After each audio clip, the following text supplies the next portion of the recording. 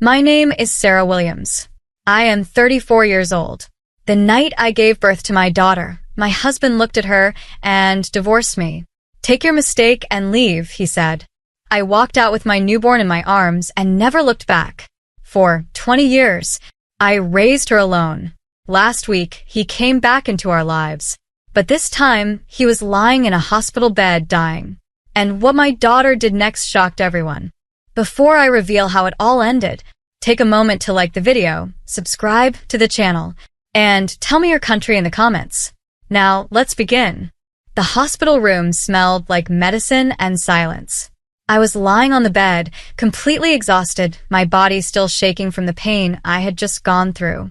But none of that mattered the moment I heard her cry. My baby, my little girl. They placed her gently in my arms, wrapped in a soft white blanket. Her tiny fingers moved, her eyes still closed, her breathing so light, so pure. Tears rolled down my face. She's perfect, I whispered. For a moment, everything felt right. All the pain, all the fear, it felt worth it. I looked up at my husband, Daniel, expecting to see the same joy in his eyes. But he wasn't smiling. He was just staring. His face was cold, blank, almost disappointed. Something inside me felt wrong. Daniel, I said softly, trying to read his expression. Look at her, she's beautiful. He didn't respond immediately. He took a step closer, looked the baby again, then slowly shook his head. It's a girl. His voice was flat, empty. My heart skipped. Yes, I said, forcing a small smile. Our daughter. There was a long silence. Then he let out a deep breath, like someone who had just lost something important. I can't do this. My fingers tightened around the blanket. What do you mean? My voice trembled. He ran his hand through his hair, clearly irritated. I told you before, he said. My family needs a son. Someone to carry the name. Someone to take responsibility. I stared at him, not understanding. This is your child, I said. Our child. He laughed. Not happily, but bitterly. A daughter is not what I wanted. The words hit me like a slap. For a second, I couldn't even breathe. The nurse standing nearby looked uncomfortable. She quietly left the room, closing the door behind her. Now it was just us. Me holding our newborn. And him standing there like a stranger. Daniel, please, I said, my voice breaking. She's your blood. How can you say this? He didn't even look at me. Instead, he walked toward the table, picked up a file, and placed it in front of me. Sign this. My hands froze. What is this? Divorce papers. Everything around me went silent. It felt like the world had stopped. You're joking, I whispered. I'm not, he replied coldly. I've already made my decision. Tears filled my eyes instantly. You're leaving me because I gave birth to a girl? He finally looked at me, and for the first time, I saw no love in his eyes. Only pride, ego, and something cruel. My family will never accept this, he said. And I'm not going to ruin my future because of a mistake. A mistake. He called our daughter a mistake.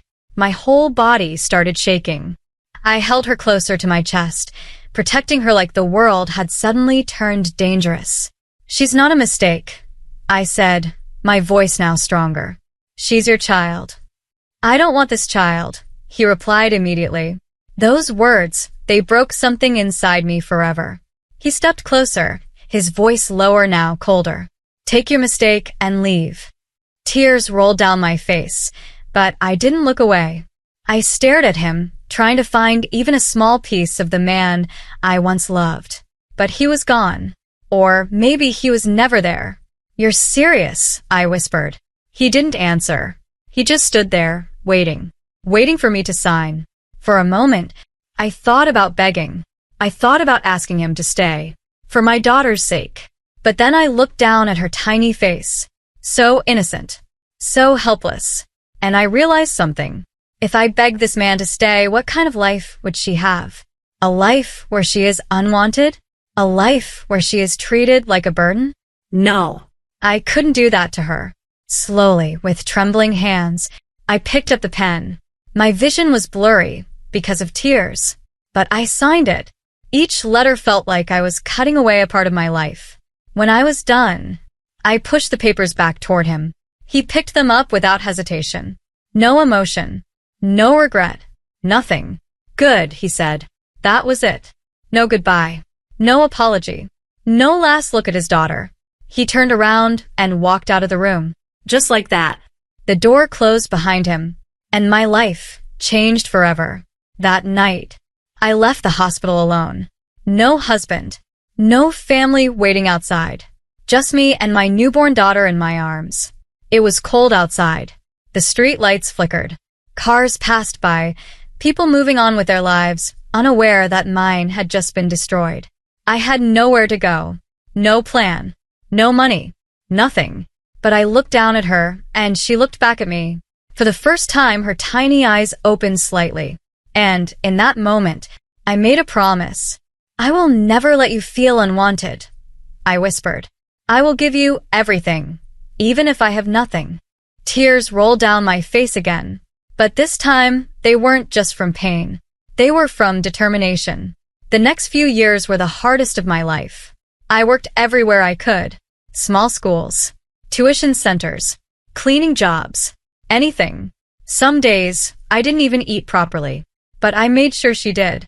I named her Aisha. And from the very beginning, she was different. She never cried too much. She always looked at me with calm eyes, like she understood everything. When she was 5, she once asked me, "Mom, where's my dad?" My heart froze. I smiled softly, hiding the pain. "He's not with us," I said. "Why?" I paused. Then I gently touched her face. "Because he didn't understand how special you are." She didn't fully understand, but she nodded and hugged me. That hug gave me strength I didn't know I had. Years passed. Slowly, things started getting better. I became a teacher in a small school. The pay wasn't much, but it was enough to survive. Aisha grew up to be smart. Very smart. She studied day and night. Never complained. Never asked for things we couldn't afford. She always said, "One day, I will make you proud, Mom." And every time she said that, I believed her. Years passed and that one day finally came. Aisha didn't just make me proud. She became everything I once dreamed of. Through hard work, sleepless nights, and endless struggles, she became a doctor. Not just any doctor, a specialist. A heart surgeon. People from different cities came just to get treated by her. They trusted her hands, the same tiny hands I once held on a cold night outside the hospital. Sometimes, I would sit quietly and watch her thinking about how far we had come. From nothing to this. One evening after a long day, Aisha sat beside me. She looked tired but peaceful. For a moment, she just stayed silent. Then suddenly she asked, "Mom," I looked at her. "Yes." She hesitated, then softly said, "If my father was here today, would he be proud of me?" My heart stopped. For years, I had avoided this moment. I gave her small answers, half-truths, soft lies to protect her. But now, she wasn't a child anymore. She deserved the truth. The truth I had been carrying for 20 years. I took a deep breath. "Aisha," I said slowly, "there's something I never told you." She looked at me, confused. I held her hand, and for the first time, I told her everything. I told her about that night, the hospital, her birth, her father's cold face, the words he said, how he called her a mistake, how he gave me divorce papers and told me to leave. I didn't hide anything. Not the pain, not the humiliation, not the tears. As I spoke, Aisha didn't interrupt. She just listened. Her eyes slowly filled with tears, but she stayed strong. Just like always. When I finished, there was silence between us. Heavy emotional silence. Aisha didn't speak for a few seconds. She just looked at me, her eyes filled with tears. Then slowly, she moved closer and held my hands tightly. "Mom," she whispered, her voice trembling, "you did all this because of me?" I couldn't speak. I just nodded. Her grip tightened. Tears rolled down her cheeks. "You suffered all those years just to protect me?" That was it. My eyes filled again. Before I could say anything, She suddenly pulled me into a tight hug. Mom, she cried softly, I'm sorry you had to go through all that because of me. I immediately shook my head. No, never say that. But she didn't let go. She held me even tighter. Mom, you gave me everything, a life people only dream of. Her voice broke, but she continued. If fathers are like that, she paused, then whispered near my shoulder. Then I'm happy. I don't have one. My heart broke and healed at the same time. I hugged her back as tightly as I could. That night, I realized something. We didn't lose anything 20 years ago, we survived it. We built something stronger without him. But life has a strange way of coming back. Just when you think the past is over, it finds a way to stand right in front of you again. And neither of us knew that very soon, the same man who once threw us out would be lying on a hospital bed with his life in my daughter's hands. A week later, she came home later than usual. The moment she entered, I noticed something was off. Her steps were slower, her face serious. Aisha, I called softly. Is everything okay? She didn't answer immediately. She placed her bag down, washed her hands quietly, then came and sat beside me. Mom, she said. Something in her voice made my heart uneasy. Yes, I asked. She looked at me directly this time. Today, I had a patient. I gave a small smile. You have patients every day. She shook her head slowly. This one was different. My chest tightened. Why? I asked. She took a deep breath, then said a name I hadn't heard in 20 years. Daniel. My hands went cold. The room suddenly felt smaller. No, I whispered. It can't be. Aisha nodded. He's very sick, Mom, she said. Severe heart condition. The doctors say he needs urgent surgery. For a moment, I couldn't think. After all these years, that man was back. Are you sure it's him? I asked, my voice shaking. Aisha looked down for a second, then back at me. I checked his file. His age, his history, everything matches. I felt my heartbeat getting faster. But how do you know it's the same Daniel? I asked. She hesitated, then said quietly, because while I was examining him, he kept saying things again and again. I swallowed. What things? Her voice became softer. He said, I made a mistake. I shouldn't have done that. My eyes filled with tears. And then she continued. He said her name, Mom. That was it. Everything came crashing back. The hospital room. His cold face. Those words. Take your mistake and leave. And now he was lying in a hospital bed, regretting it. Silence filled the room. After a moment, Aisha spoke again. Mom, there's something else. I looked at her, confused. What? She took a deep breath. The hospital already contacted his family, she said slowly. My heart tightened. His family? She nodded. Yes. His wife and his son. I stayed silent, waiting. But Mom, her voice changed. They didn't come. Something inside me sank. They said, she paused, then continued with difficulty. We don't have money for his treatment. My hands started shaking. And they also said, her voice broke slightly, we're on a trip right now, don't disturb us. For a moment, I couldn't breathe. Tears rolled down my face. He got everything he wanted, I whispered. A wife, a son. My voice broke completely. And today I looked down, crying. The same son left him helpless. The room fell silent again. After a few seconds, Aisha gently held my hand. Mom, she asked softly, what should I do? I looked at her. My daughter. The same child he once rejected was now the one who could save his life. For a moment, my heart said, leave him. Let him face what he did. He deserves this. But then, I looked at Aisha again. Her eyes pure. Her heart kind. I took a deep breath. Aisha, I said slowly, what you decide is your choice. She frowned slightly. My choice. I nodded. Yes. He may be your father by blood. I paused. But he was never your father in life. Tears filled her eyes again.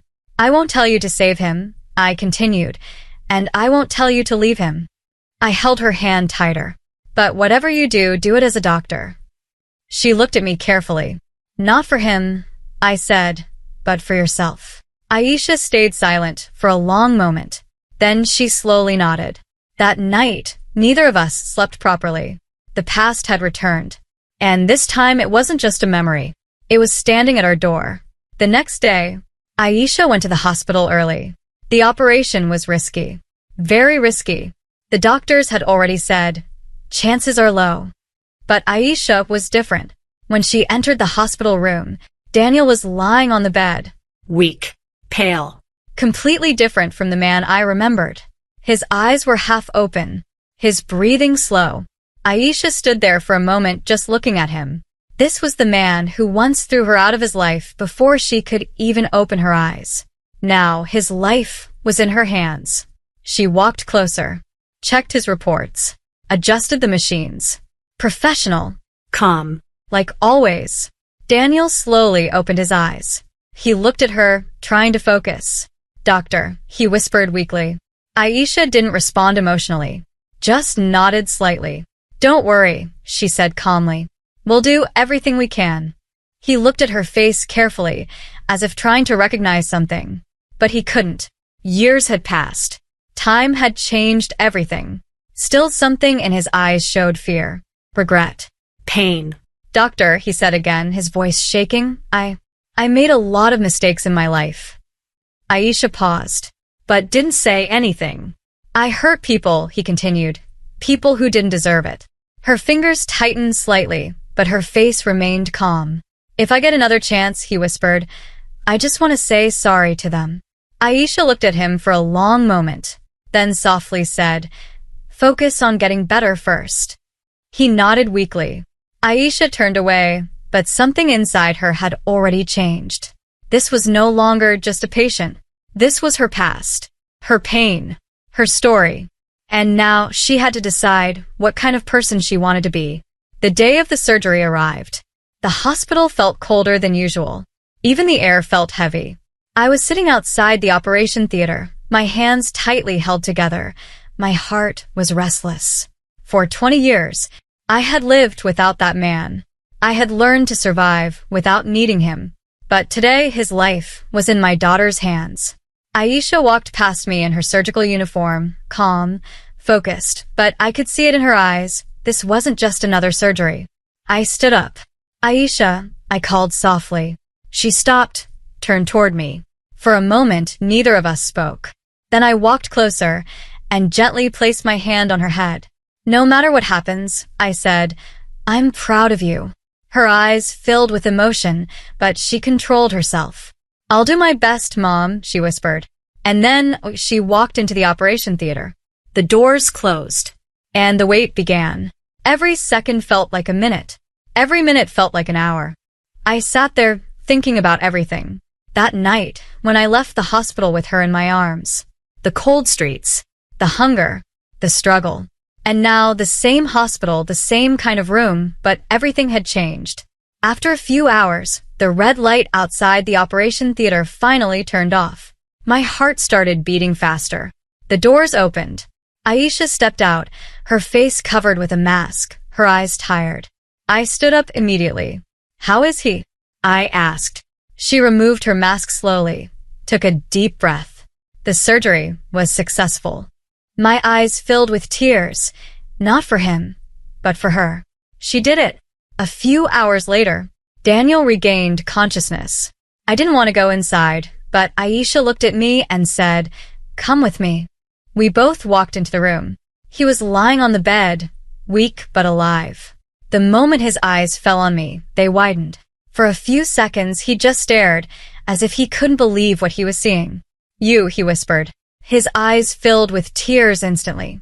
I don't deserve to see you," he said, his voice shaking. I didn't respond. I just stood there, calm, silent. Then his eyes moved toward Aisha. "Doctor," he said weakly, "you saved my life." Aisha didn't say anything. He looked at her carefully, this time longer. Something clicked in his mind. "Your name," he whispered. "What is your name?" Aisha looked straight at him. No fear, no hesitation. "Aisha." His breathing stopped for a moment. Aisha, he repeated slowly. Then he looked at me, and everything became clear to him. His hands started shaking. Tears rolled down his face. No, he whispered. No, this can't be. Aisha stepped forward, her voice calm but heavy. You don't remember? She said. He looked at her broken. You told my mother to take her mistake and leave. Those words hit him harder than anything. He broke down completely. I was wrong, he cried. I made the biggest mistake of my life. His voice was full of regret, full of pain. I lost everything, he continued. My son doesn't care about me. My wife left me to die. Tears kept falling from his eyes. And the one I threw away, he looked at Aisha, saved my life. Silence filled the room. Aisha stood there calm, strong. He folded his hands weakly. Please, he cried. Forgive me. I looked at him. The same man who once showed no mercy was now begging. But something inside me was already at peace. Before I could say anything, Aisha spoke. I didn't save you because you're my father, she said calmly. He looked at her shocked. I saved you, she continued, because I'm not like you. Her words were simple, but powerful. He lowered his head, crying. After a moment, he looked at her again. Can I call you my daughter? He asked weakly. Aisha's expression didn't change. She looked straight into his eyes and said, The day you threw us out, she paused. You lost that right. Silence. Heavy, final silence. Aisha turned toward me. Let's go, Mom. I nodded. We both walked toward the door. Behind us, he kept crying, calling out, but we didn't stop. This time, we didn't look back. 20 years ago, he walked away from us. Today, we walked away from him. But the difference was, he left us with nothing. And we left him with everything he had lost. Respect. Love. Family. Outside the hospital, the air felt lighter. Aisha held my hand, just like she did when she was a child. I looked at her and smiled. I'm proud of you, I said. She smiled back. And for the first time in years, I felt complete. Because sometimes life doesn't give you revenge. It gives you something better. Closure. Fire.